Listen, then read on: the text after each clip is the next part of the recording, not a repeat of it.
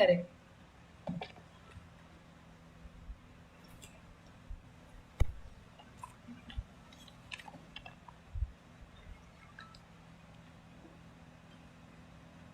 आज 75वें स्वतंत्रता दिवस के अवसर पर हमारे वीर सैनिक, उनकी वीरांगनाएं, उनके पारिवारिक जन, हमारे सभी अधिकारीगण उनके सम्मान समारोह में यहाँ पर उपस्थित lieutenant general Harvinder Singh ji, commandant IMA, major general Sanjeev Khatri साहब, GOC उत्तराखंड, और आप सबके बीच से एक सैनिक के रूप में जिन्होंने पहले देश की सेवा करी और अब भी एक सैनिक के रूप में पूरे उत्तराखंड की सेवा कर रहे हैं, उत्तराखंड सरकार के कैबिनेट मंत्री आदरणीय गणेश जोशी जी, इस कार्यक्रम में उपस्थित सभी हमारे सैनिकगण, आज जिनका सम्मान हो रहा है, सभी हमारी वीर नारियां, हमारे सेवारत सैनिकगण,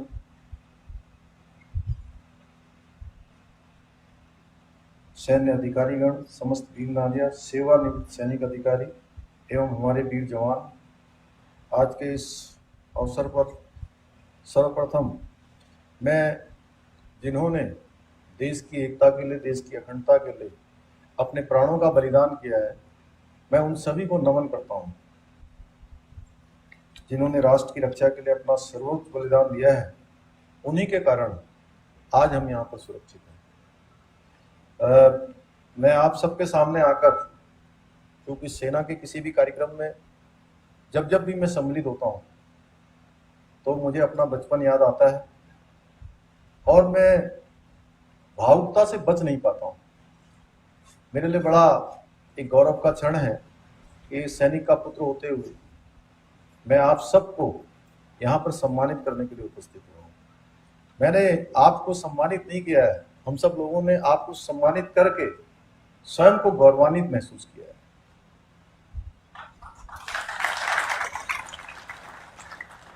मैंने बाल्यकाल से एक सैनिक की वीरता तो देखी है, मैंने उनके परिजनों को संघर्ष करते हुए भी देखा है। मैंने उस बाप का दर्द देखा है जिसका बेटा सीमा पर देश की आन बान शान के लिए लड़ रहा है। मैंने उस पत्नी की आंखों की विकलता को देखा है, जो पति की बाढ़ जोते जोते कब बूढ़ी और बीमार हो जाती पता ही नहीं चलता। मैंने उन बच्चों की सिसकती हुई किलकारियों को सुना है जो अपने पिता से गले मिलने को व्याकुल। कितना संघर्ष है एक सैनिक के जीवन में, परंतु उसके बावजूद भी वह दृढ़तापूर्वक अपना काम करते हैं। और साथ ही साथ मैं आपको बताऊं, क्योंकि मैं भी ऐसे परिवेश में पला बड़ा हूं जहां हमने देखा कि प्रत्येक परिवार से जिस प्रकार से कोई ना कोई सेना में है, उत्तराखंड के अंदर हमारा सारा जो एक तरह से मैं कहूं कि एक डिपेंडेंसी सेना पर है और देश के लिए काम करते हुए हर एक घर से एक ना एक व्यक्ति वहां पर सेवा देता है। और उस समय का मैंने वो क्षण देखे हैं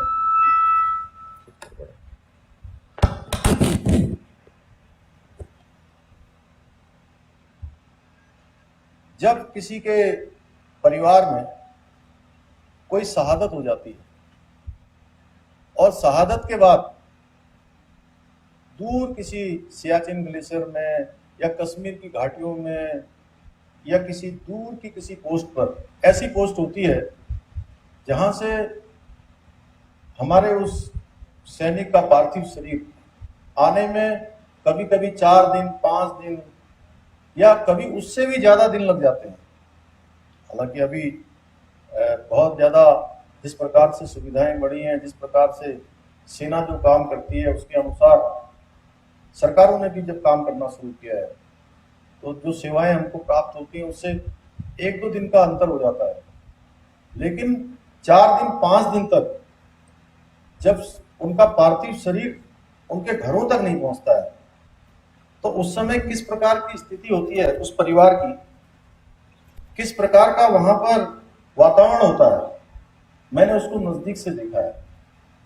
उनकी माँ, उनके परिवार, उनके बच्चे, उनकी पत्नियां, उनके नातेदार, रिश्तेदार, जिस प्रकार से उनका विलाप होता है वो वास्तव में असहनीय होता है। लेकिन उसके बाद भी हम सब लोग एक बात के लिए अपनी सेना पर गर्व कर सकते हैं कि आज भी हिंदुस्तान के किसी गांव का बच्चा हो, चाहे वो बहुत संपन्न माहौल में भी रहता हो, वह आज भी सेना में जाने के लिए आतुर और उत्सुक है। उसके मन में उत्साह है कि हम सेना के अंदर जाएंगे। जिनके परिवार से शहादत हो जाती है वह भी कहते हैं कि मैं अपने बेटे को भी सेना में भेजूंगा। यह हमारी सेना का इतिहास है, वीरता का इतिहास, शौर्य का इतिहास। एक तरह से जिस प्रकार की वीरता देश की आजादी के बाद से लेकर जितने भी युद्ध हुए हैं, हर युद्धों में भारतीय सेना ने जिस अदम्य साहस और वीरता का परिचय दिया है वो हम सब लोगों के लिए गौरव की बात है। जिस प्रकार से सेना काम करती है, वो किसी भी कहां का वातावरण क्या हो रहा है उसका ताजा तरीन उदाहरण अभी देखिए गलवान घाटी में हमारे सैनिकों ने जिस प्रकार से मुंहतोड़ जवाब दिया, वो हमारे लिए बड़े ही गौरव की बात है। हम अगर देश के अंदर हम चैन से सोते हैं तो उसके पीछे हमारी सेना है जो 24 घंटे, चाहे सियाचिन ग्लेशियर में -डिग्री का तापमान हो, कश्मीर की घाटियां हो, चाहे कोई बॉर्डर हो, चाहे धूप हो, सर्दी हो, बरसात हो या बर्फ पड़ रही हो, लेकिन वो टस से मस नहीं होते हैं। मैं सलाम करता हूं उनको, मैं नमन करता हूं उनको आज के इस पवित्र दिन पर। शायद तभी किसी ने ठीक कहा है, ये देश चैन से सोता है, ये देश चैन से सोता है वो पहरे पर जब होता है, वो पहरे पर जब होता है, वो आंख उठाता है दुश्मन तो अपनी जान वो खोता है। उनकी वजह से आज सुरक्षित है ये सारी आवाम है। सरहद पर खड़े रखवालों को मेरा दिल से सलाम है।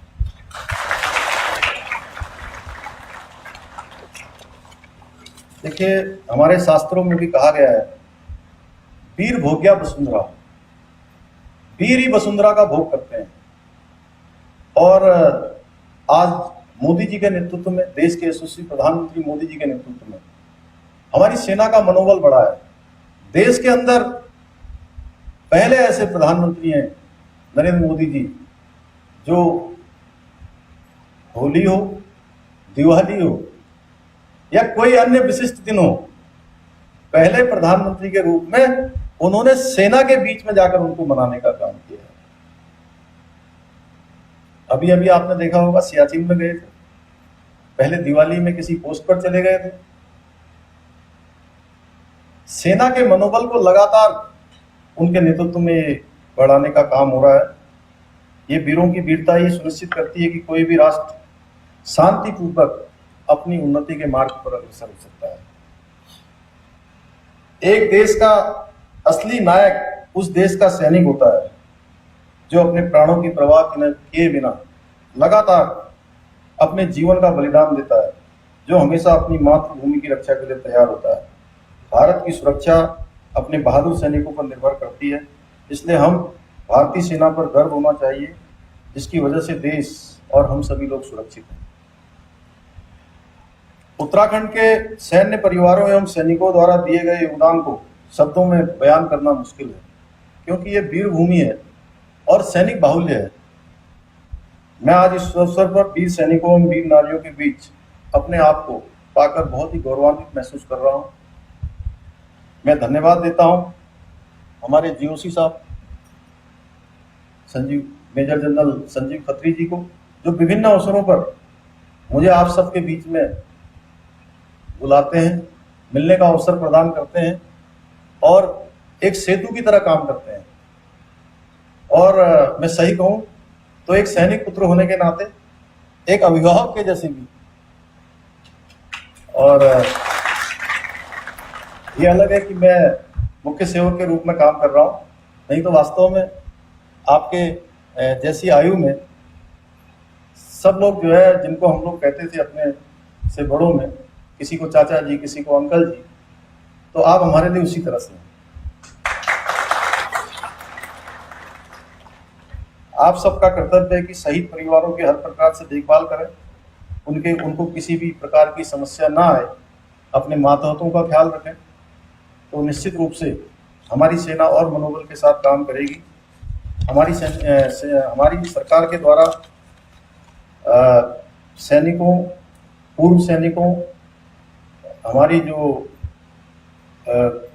विडोज हैं, वो उनके आश्रितों के लिए कुछ योजनाएं चलाई गई, जिसमें से आदरणीय मंत्री जी ने, गणेश जोशी जी ने उसके बारे में कुछ जिक्र किया है। मैं उनके बारे में आपको बताना चाहूँगा कि शहीद सैनिक परिवार के एक सदस्य को, सेना में शहीद सैनिक के परिवार के एक सदस्य को राज्याधीन जो समूह गौ एवं गौ की सेवाओं में रोजगार दिए जाने के लिए उत्तराखंड सरकार द्वारा आदेश जारी कर दिया गया है, जिसके अंतर्गत वर्तमान में 17 आश्रितों को अभी तक नौकरी मिल चुकी है।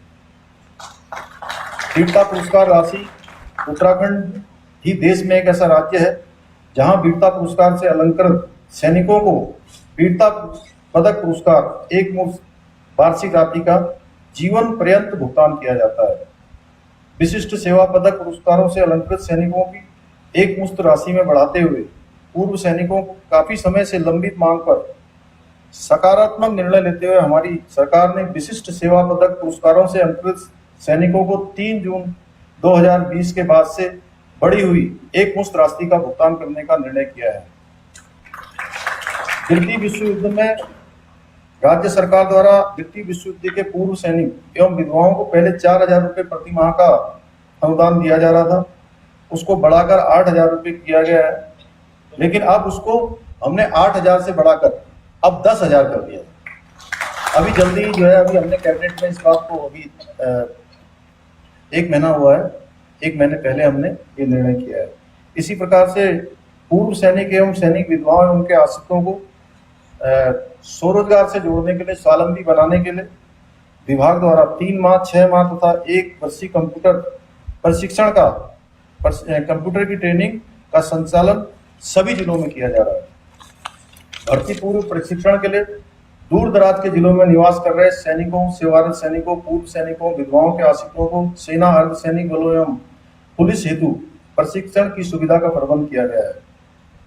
इसके साथ साथ, जैसा मंत्री जी ने पहले ही बताया, एनडीए और सीडीएस, इसकी जो प्री परीक्षा में पास होंगे उनको भी सरकार की तरफ से उनकी पढ़ाई करने के लिए आगे की धनराशि दी जाएगी। पहले ये होता था कि जनरल साहब यहाँ बैठे हैं, पहले क्या होता था कि जब आपके यहाँ आ जाता था ट्रेनिंग करने आईएमए के अंदर, तब देते थे। तो मैंने एक दिन उसको देखा अच्छे से, तो जब वो हमारे कैबिनेट में पेश हो रहा था तो मैंने देखा, मैंने कहा कि भाई ये पैसा कब दिया जाता है? तो उन्होंने कहा कि ये पैसा तब दिया जाता है जब एनडीए या सीडीएस में किसी का सिलेक्शन पूरा हो जाता है, यानी कि वो ट्रेनिंग में आ जाता है। तो मैंने कहा जब वो ट्रेनिंग में आ जाएगा उसके बाद तो सारी जिम्मेदारी सेना की हो जाती है, खाने से लेकर, कपड़े से लेकर हर व्यवस्था जो है सेना हमारी करती है। चूंकि मैं सेना के साथ रहा हूँ, तो मैंने कहा इनकी जो है जो सहायता है वो जब वो प्री एग्जाम पास करते हैं उसके बाद तैयारियों के लिए उनको पैसा मिलना चाहिए। तो हमने अब उनकी तैयारियों के लिए पैसे की व्यवस्था कर दी। 5वां धाम मोदी जी ने कहा है उत्तराखंड को, 4 धामों के अलावा 5म धाम, जिसका सैन्य धाम नाम दिया गया है। उत्तराखंड राज्य के प्रत्येक परिवार से कम एक सदस्य सेनाओं में सेवारत है। इस देश की सेनाओं में इनका सर्वाधिक योगदान है। और देखिए, देश के अंदर बहुत सारे युद्ध हुए और उन युद्धों में, हर युद्ध में हमारी भारत की जो वीर सेना है उसने हर युद्धों पर, युद्ध के मैदान में युद्ध जीते। लेकिन वो सारे के सारे जो युद्ध सेना मैदान में जीतती थी वो समझौतों की टेबलों पर हार जाती थी। युद्ध के मैदान में सेना जीतती थी, युद्ध के टेबलों पर सेना हार जाती थी। सेना का जीता हुआ जो मैदान था वो टेबलों पर हार कर वापस कर दिया जाता था। पहली बार ऐसा हुआ अटल बिहारी वाजपेयी जी के नेतृत्व में, जो सरकार बनी, कारगिल का युद्ध हुआ। कारगिल के युद्ध में देश की सेनाओं ने युद्ध के मैदान में भी युद्ध जीता और टेबल पर भी उसका वो व्यवहारिक रूप से उसको लागू किया गया।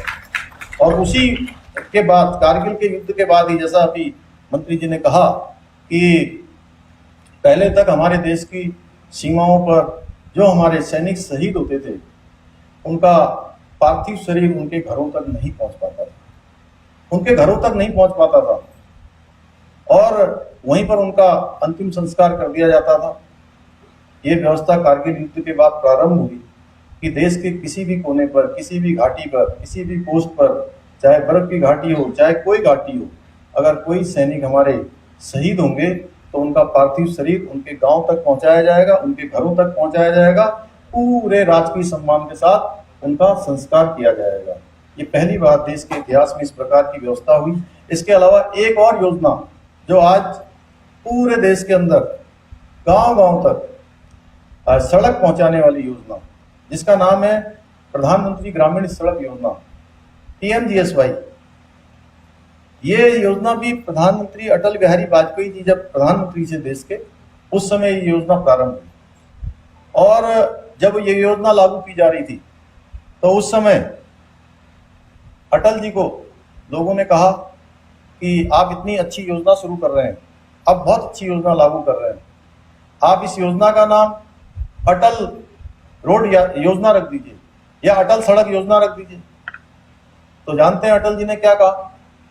अटल जी ने कहा कि इस योजना का नाम यदि मैं अपने नाम से रख दूंगा तो मेरे प्रधानमंत्री पद से हटते ही या मेरा कार्यकाल पूरा होते ही यह योजना बंद हो जाएगी। इसलिए इस योजना का नाम प्रधानमंत्री ग्रामीण सड़क योजना रखते हैं, जिससे कि जो भी प्रधानमंत्री आएंगे उस योजना का लाभ जो है जनता को लगातार देते रहेंगे। और वो योजना पूरे देश के अंदर चल रही है। इससे गांव-गांव, उत्तराखंड के दूर दराज, देश के दूर दराज गांव तक जो है लोगों को लगातार कनेक्टिविटी से जोड़ने का काम हो रहा है। और उसी काम को, सेना को सर्वोच्च रखते हुए, जो देश के प्रधानमंत्री जी ने जिस गति से, जिस भावना से देश को आगे बढ़ाया है कि हमारे यहाँ पहले से ही कहा जाता था, जिस विचार से हम लोग आते हैं, जिस पार्टी से आते हैं, वो पार्टी कहती है, उसमें ये सिखाया जाता है कि व्यक्ति के लिए देश प्रथम होता है, पार्टी दूसरे नंबर पर आती है और व्यक्ति का हित अंतिम स्थान पर आता है। यानी कि देश प्रथम, पार्टी द्वितीय और व्यक्ति अंतिम का जो सिद्धांत है, उसको नरेंद्र मोदी जी के नेतृत्व में देश के अंदर लागू हो रहा है। आज जिस प्रकार से सेना के मनोबल को बढ़ाने के लिए, सेना की जो सुविधाएं हैं, चाहे हम 1 रैंक 1 पेंशन की बात करें, तो इतने वर्षों से रुका हुआ काम वो मोदी जी के देश के प्रधानमंत्री बनने के बाद हमारे बीच में आया है। बहुत सारी अभी व्यवस्थाओं में आगे भी सुधार होता रहेगा, चीजें आगे बढ़ती रहेंगी, ज्ञान बढ़ रहा है, विज्ञान बढ़ रहा है, देश आगे बढ़ रहा है। जिसकी भावना जैसी रहती है वो सबके समझ में आता है। इसलिए मैं आज सबके बीच में आप सबको पुनः नमन करते हुए, हमारी सभी वीर नारियों को और हमारे मंत्री जी, इन्होंने जो है ये पिछले दिनों भी, अभी जब मैं एक कार्यक्रम में और आया था तब भी चर्चा हुई थी कि इस कैंटोनमेंट क्षेत्र में रहने वाले जो हमारे सैनिक हैं, उनका हाउस टैक्स थोड़ा ज्यादा लगता है, 100% लगता है।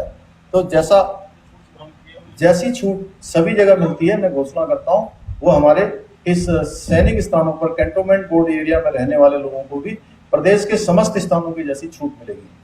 तो आज के अवसर पर पुनः मैं आप सबका हृदय से आभारी हूँ और विशेषकर से हमारे GOC साहब का, जो समय समय पर मुझे बुलाते रहते हैं।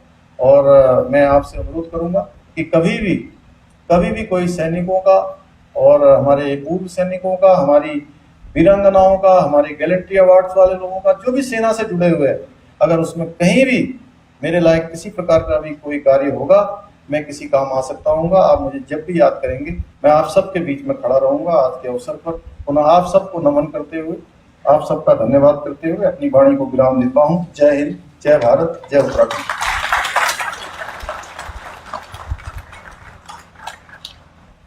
धन्यवाद।